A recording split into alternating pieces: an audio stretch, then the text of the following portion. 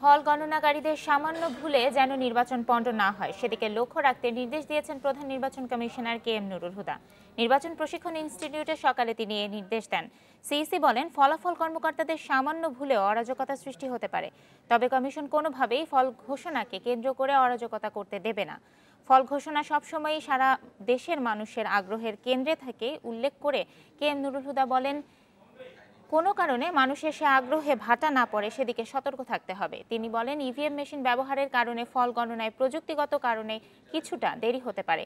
সেক্ষেত্রে কর্মকর্তাদের ধৈর্য ধারণের নির্দেশও দেন প্রধান নির্বাচন কমিশনার।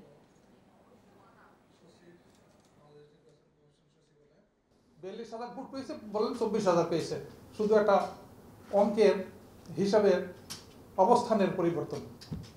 এতখানি আসলেই এতখানি দায়িত্ব, এতখানি গুরুত্ব সহকারে আপনাদের এই দায়িত্ব পালন